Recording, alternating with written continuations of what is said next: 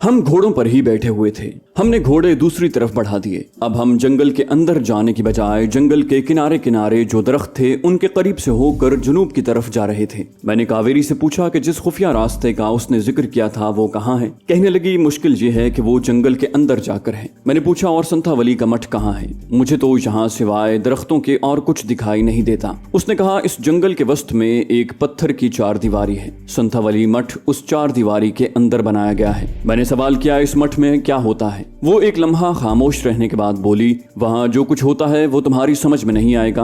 वहाँ ऐसी ऐसी बातें होती हैं कि तुम सुनोगे तो तुम्हारे रोंगटे खड़े हो जाएंगे। इस पोथी को बंद ही रहने दो। मैंने फिक्रमंद लहजे में पूछा मेरी बीवी के साथ तो कोई बुरा सलूक नहीं हो रहा? कावेरी ने कहा वो इसलिए बची हुई है कि उसे पुजारी देवगिरी ने अपने लिए पसंद कर लिया है और यहाँ उसे नाग उत्सव से पहले खास रस्म अदा करने के लिए भेजा गया है। मैंने झिझकते हुए पूछा वो खास रस्म क्या हो सकती है? कावेरी कहने लगी मैं ये तुम्हें नहीं बताऊंगी। तुम इतना समझ लो कि तुम्हारी बीवी जमीला यहाँ जिंदा हालत में है और हम पूरी कोशिश करेंगे कि उसे यहाँ से निकाल कर अपने साथ ले जाएं। मैं दिल में खुदा से दुआ मांगने लगा कि वो नॉर्मल हालत में हो। इतना मुझे कावेरी ने पहले ही बता दिया था कि नाग देवी के मंदिर में जब पुजारी देवगिरी उसे लाया था तो उसके जिस्म पर सांप को फिरा दिया जाता था ताकि सांप उसके जिस्म की बू अपने अंदर जज्ब कर ले और अगर जमीला फरार हो जाए तो सांप उसकी बू लेता हुआ उसके पीछे निकल पड़े और मौका पाकर उसे डस कर हलाक कर दे। मैंने सोच लिया था कि मैं जमीला को लेकर जैसे भी होगा सरहद पार करके पाकिस्तान चला जाऊंगा। वहां अव्वल तो भारत का सांप नहीं आ सकेगा, अगर आ भी गया तो मैं उसे मार डालूंगा और यूं किस्सा खत्म हो जाएगा। लेकिन जमीला को नाग उत्सव के वास्ते जिस किसी खास तपस्या और रसूमात में से गुजारा जा रहा था उसके बारे में मैं अंदर ही अंदर परेशान था। कावेरी की मिसाल मेरे सामने थी। इस लड़की के अंदर सांपों के माहौल में रहने और सांप के जिस्म पर सारी रात रेंगने की वजह से जहर पैदा हो गया था और वो अपनी मर्जी से ये जहर अपनी जबान की नोक पर लाकर दूसरों को हलाक कर सकती थी। ये सांप की ही एक सिफत थी जो उसमें पैदा हो गई थी। अगर ऐसी ही कोई चीज मेरी बीवी जमीला में भी पैदा हो गई तो ये आगे चलकर मेरे लिए मजीद परेशानियां पैदा कर सकती थी। अजीब अजीब किस्म के ख्यालात और खदशे मेरे जहन में पैदा हो रहे थे। इनमें कुछ तवहुमात भी थे और कुछ हकीकतें भी थी जिनका मुजाहिरा मैं अपनी आंखों के सामने देख चुका था। एक जगह तंग सी घाटी जंगल के अंदर को जाती थी। कावेरी रुक गई। उसने घोड़े पर बैठे बैठे बारी बारी अपने चारों तरफ मुंह करके गहरे सांस लिए। वो अपने दुश्मन सांप की बू का सुराग लगा रही थी। मैंने भी घोड़ा रोक लिया।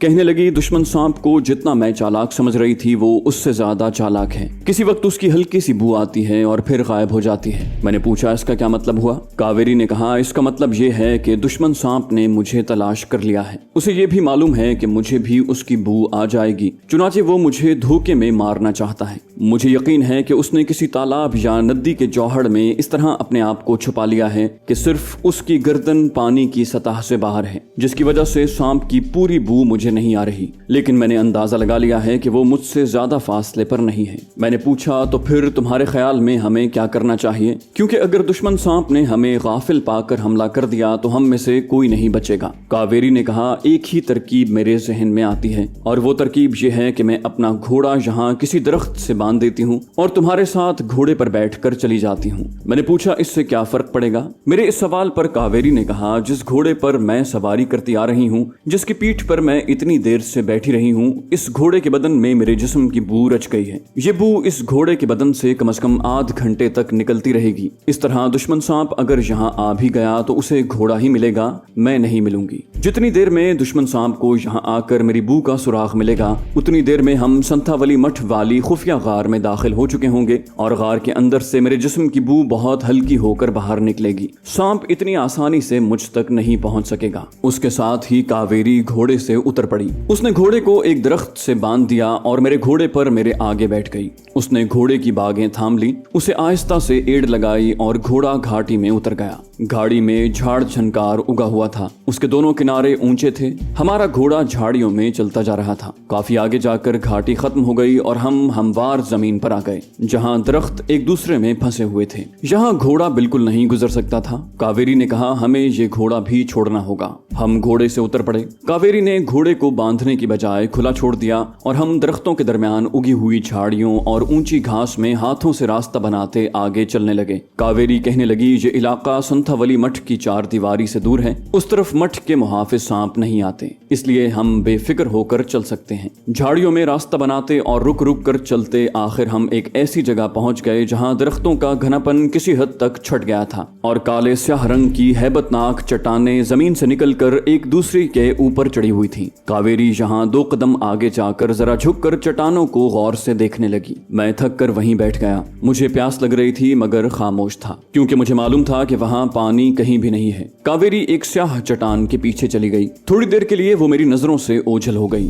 फिर वापस निकल कर आई और मुझे इशारे से बुलाया। मैं उठकर उसके पास गया तो वो बोली, मुझे खुफिया गार मिल गया है। ये गार काफी लंबा है, तुम इसमें से गुजरते हुए घबराओगे तो नहीं? क्योंकि गार में जाले भी लटक रहे होंगे, कीड़े मकोड़े भी होंगे और अंधेरा भी होगा। मैंने कहा, कावेरी अगर तुम औरत होकर इस अंधेरे में से गुजर सकती हो तो मैं क्यों नहीं जा सकता? वो मेरी तरफ देखकर मुस्कुराई और बोली, आ जाओ। गार का धाना चट्टान की दूसरी तरफ था, जिसको जंगली झाड़ियों के बड़े बड़े पत्तों वाली शाखों ने ढांप रखा था। कावेरी ने झाड़ियों को परे हटाया तो मुझे एक अंधेरा शगाफ नजर आया। कावेरी इस अंधेरे शगाफ में दाखिल हो गई। मैं भी अल्लाह का नाम लेकर उसके पीछे शगाफ में दाखिल हो गया। गार में घुप अंधेरा था और अजीब नागवार सी बू फैली हुई थी। लगता था कि कावेरी इस गार में पहले भी आ चुकी है। वो मेरे आगे आगे थी। कहने लगी, डर तो नहीं लग रहा? मैंने कहा, बिल्कुल नहीं। गार की छत ऊंची ही होगी क्योंकि हमारे सर उसके साथ नहीं लग रहे थे। जाले जरूर मुंह के आगे आते जिनको मैं हाथों से परे हटा देता। जमीन पर बजरी सी बिछी हुई थी। मैंने दोनों बाजू फैलाए तो एक तरफ मेरा हाथ दीवार से लग गया, दूसरी तरफ हाथ दीवार से न लगा।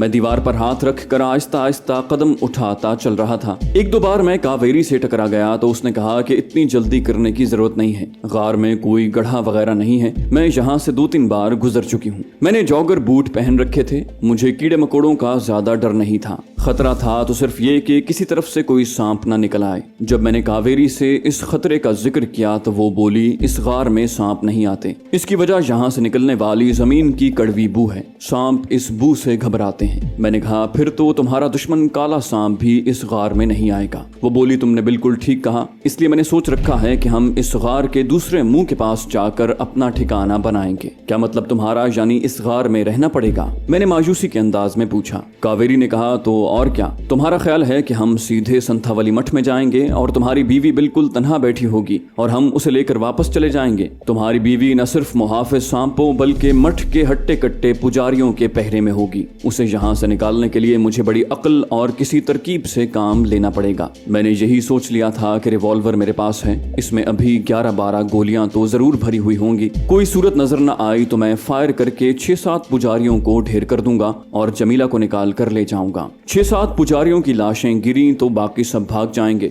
डर सिर्फ उन जहरीले सांपों का था जो बकौल कावेरी के मेरी बीवी की निगरानी कर रहे होंगे, क्योंकि उस जगह मेरी बीवी नाग पूजा करने वालों की खास रस्म के मरहले में से गुजर रही थी। लेकिन मेरी बीवी की मोहब्बत और उसे इन शैतानों के जहन्नम से निकाल ले जाने का जज्बा इस कदर ताकतवर था कि मुझे सांपों की भी जर्रा बराबर परवाह नहीं थी। ये ख्याल जरूर था कि कहीं कोई सांप जमीला को न डस ले। हम गार के अंदर घुप अंधेरे में फूंक फूंक कर कदम उठाते एक दूसरे के पीछे बातें करते चले जा रहे थे। अंधेरा इतना स्याह था कि ना कावेरी मुझे नजर आ रही थी और ना मैं उसे नजर आ रहा था। थोड़ी दूर चलने के बाद कावेरी ने मेरा हाथ पकड़कर अपने कंधे पर रख लिया और कहा, इस तरह तुम्हें चलने में आसानी रहेगी। गार शैतान की आंत की तरह लंबी होती जा रही थी, खत्म होने का नाम ही नहीं लेती थी। मुझे सांस लेने में भी इस तरह दुश्वारी पेश आ रही थी कि खींच खींच कर लंबे लंबे सांस लेना पड़ते। इसकी वजह यही हो सकती थी कि गार की फजा इंतहाई बोझल और मरतूब थी। आखिर खुदा खुदा करके मुझे दूर रोशनी का एक नुक्ता दिखाई दिया। मैंने कावेरी से कहा, शायद गार का दूसरा सिरा आ गया है। रोशनी का नुक्ता उसने भी देख लिया था। बोली, हाँ, हम गार के दूसरे सिरे पर पहुंचने वाले हैं। रोशनी का नुक्ता आहिस्ता आहिस्ता फैलता चला गया। फिर मुझे कावेरी का सर और उसके बदन का खाका अंधेरे में उभरता दिखाई दिया। फजा में भी ताजा हवा शामिल होने लगी थी। हम गार के दूसरे सिरे पर पहुंच गए। कावेरी के कंधे से मैंने हाथ उठा लिया। गार का धाना ज्यादा फराख नहीं था। यहाँ भी गार के मुंह को आधे के करीब जंगली झाड़ियों ने ढांप रखा था। दिन काफी ढल चुका था और बादलों की वजह से बाहर ज्यादा रोशनी थी। कावेरी गार के धाने के करीब ही बैठ गई। मैं भी बैठ गया। वो बाहर देखते हुए कहने लगी, हमें जंगल में शाम का अंधेरा फैल जाने का इंतजार करना होगा। मैंने कहा, क्या तुम अकेली जाओगी? वो बोली, तो क्या तुम्हें साथ लेकर जाऊंगी? तुम तो बड़ी आसानी से किसी सांप का शिकार बन जाओगे, मुझे तो मुहाफिज सांपों की बू खबरदार कर देगी। मैं मजीद सवाल करने लगा तो कावेरी ने कहा, तुम्हें कुछ पूछने की जरूरत नहीं है, जब मैं जाऊं तो तुम खामोशी से यहाँ बैठे रहना, इस तरफ कोई मुहाफिज सांप नहीं आएगा। हाँ, गार से बाहर निकले तो जरूर कोई ना कोई सांप तुम्हें डस लेगा।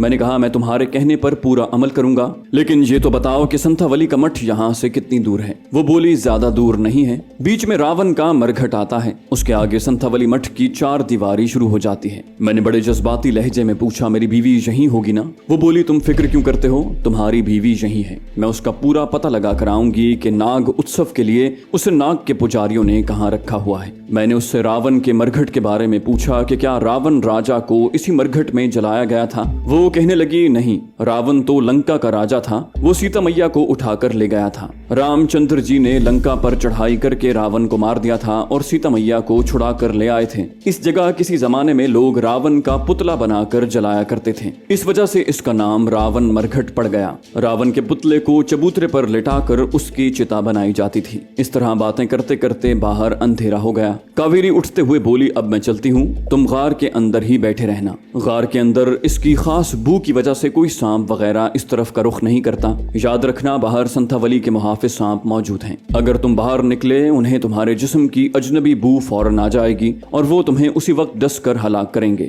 इसलिए जब तक मैं ना आऊं तुम गार से बाहर मत निकलना। मैंने कहा, मुझे तो बड़ी प्यास लग रही है। वो कहने लगी, प्यास तो मुझे भी लगी हुई है। वो सोचने लगी, फिर बोली, तुम ठहरो, मुझे याद है यहाँ से चंद कदमों के फासले पर शरीफे के जंगली दरख्त हैं और पानी का एक झरना भी है, मैं वहां से पानी पीकर तुम्हारे लिए भी लाती हूँ, तुम बाहर मत निकलना। वो चली गई। मैंने देखा कि वो गार के थाने से निकलकर फौरन एक तरफ मुड़ गई थी। मैं गार के मुंह से कोई 2 कदम पीछे हटकर बैठ गया था। बाहर शाम का अंधेरा गहरा होता जा रहा था। जंगल के दरख्त एक दूसरे के ऊपर चढ़ते हुए लगते थे और रात के बढ़ते फैलते अंधेरे भी तारीक होते जा रहे थे। ताज्जुब की बात है कि इन दरख्तों पर से किसी परिंदे के बोलने की आवाज नहीं आ रही थी। अजीब तरह के आसेबी दरख्त थे। जंगल पर कब्रिस्तानों वाला आसेबी सुकूत तारी था। उस वक्त मुझे ख्याल आया कि मेरी बीवी जमीला को तो यहाँ बड़ा डर लग रहा होगा। उसको इस किस्म के आसेबी माहौल में रहने की भला कहाँ आदत थी। अपनी बीवी जमीला के ख्याल से मेरा दिल भर आया। औलाद की मोहब्बत, बीवी की मोहब्बत, बहन भाइयों और माँ बाप की मोहब्बत, ये इंसान की बड़ी कमजोरियां होती हैं। लाख इख्तिलाफ हों आपस में, लाख लड़ाई झगड़े हों, लेकिन ये मोहब्बतें कभी कम नहीं होती और मुसीबत का वक्त पड़ने पर यही याद आते हैं। मैं फौजी आदमी हूँ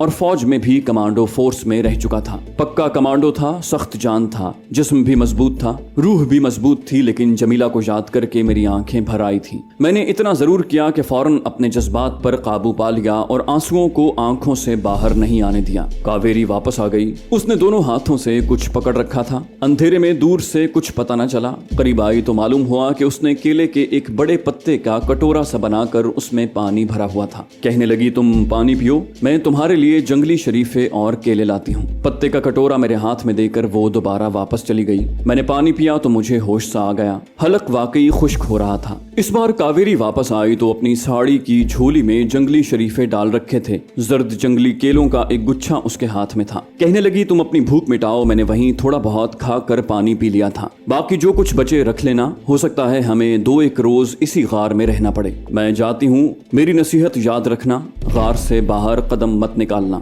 ये कहकर वो गार से निकलकर रात के अंधेरे में गुम हो गई। मैं शरीफे और केले खाने लगा। केले छोटे छोटे थे, उनमें हरी छील के केलों वाली खुशबू नहीं थी, लेकिन मीठे जरूर थे। शरीफे भी थोड़े खट्टे मीठे थे, मगर उस वक्त ये बड़ी नेमत मालूम हो रहे थे। मैं गार के दहाने से थोड़ा पीछे होकर दीवार के साथ लगकर बैठ गया और सोचने लगा कि क्या कावेरी वापस आ जाएगी। अगर वो किसी मुसीबत में फंस गई तो मेरे लिए मुश्किल पैदा हो जाएगी। जमीला मुझसे और दूर हो जाएगी। मैं रिवॉल्वर से मठ के पुजारियों को तो खत्म कर लूंगा, लेकिन यहाँ जो जहरीले सांप उन्होंने छोड़ रखे हैं उनका मुकाबला कैसे करूंगा। रात का अंधेरा पूरी तरह छा चुका था। जंगल की खामोशी और ज्यादा गहरी हो गई थी। इस बात का मुझे इत्मीनान था कि गार में कोई सांप बाहर से नहीं आएगा, लेकिन मच्छर और चींटियां मुझे तंग करने लगी थी। मैं बार बार जगह बदलता और मच्छरों को हाथ से इधर उधर हटा देता। आसमान पर बादल जरूर थे, मगर न हवा चल रही थी, न अभी बारिश ही शुरू हुई थी। वक्त का कुछ अंदाजा नहीं रहा था। कुछ पता नहीं चल रहा था कि रात कितनी गुजर चुकी है।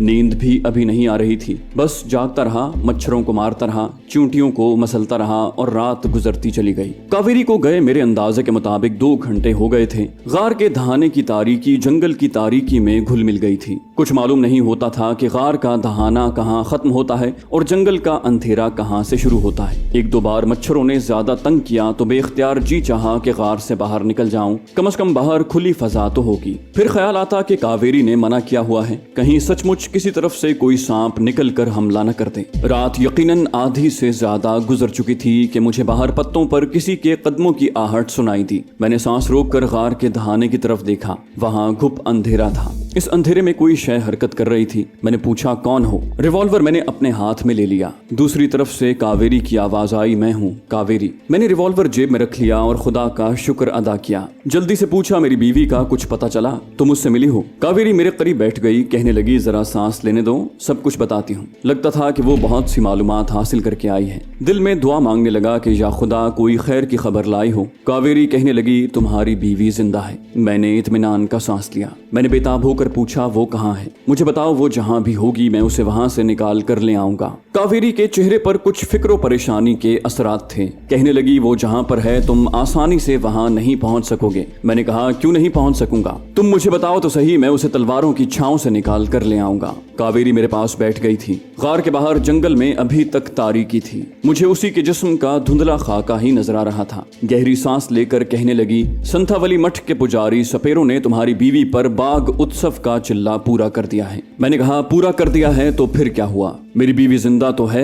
मैं दिन निकलने से पहले उसे वहां से निकाल लाऊंगा। मेरे पास भरा हुआ रिवॉल्वर है। ये पुजारी सपेरे मेरा कुछ नहीं बिगाड़ सकेंगे। मैं पहरा देने वाले सांपों से भी निमट लूंगा। कावेरी अंधेरे में मेरी तरफ देख रही थी। वो चुप थी। मुझे कावेरी के इस अंदाज को देखकर बेचैनी सी महसूस हो रही थी। मैंने कहा, कावेरी तुम मुझे साफ साफ क्यों नहीं बताती कि असल बात क्या है? तब मुझे कावेरी ने असल मुसीबत बताते हुए कहा, तुम्हारी बीवी जिंदा जरूर है, मगर उसके अंदर नाग उत्सव की रस्में पूरी करने के बाद नागिन की सारी खसलतें पैदा हो गई हैं। मेरा जिस्म खौफ और तशवीश से जैसे सर्द पड़ने लगा। मैं अंधेरे में कावेरी के चेहरे की तरफ देख रहा था। उसकी बात मेरी समझ में नहीं आ रही थी कि मेरी बीवी में नागिन की खसलतें पैदा हो गई हैं। मैंने पूछा, ये तुम क्या कह रही हो? वो बोली, करमदाद, तुम्हें ये बताते हुए मुझे बड़ा दुख महसूस हो रहा है कि तुम्हारी बीवी आधी नागिन बन चुकी है। अभी उसमें ये काबिलियत पैदा नहीं हुई कि औरत से नागिन बन जाए, लेकिन जो पुरस्कार मंत्र उस पर फूंके गए हैं और पुजारी सपेरों ने उस पर जो नाग जादू किया है, उसके असर से शायद कुछ वक्त गुजरने पर तुम्हारी बीवी में औरत से नागिन सांप बन जाने की काबिलियत पैदा हो जाए।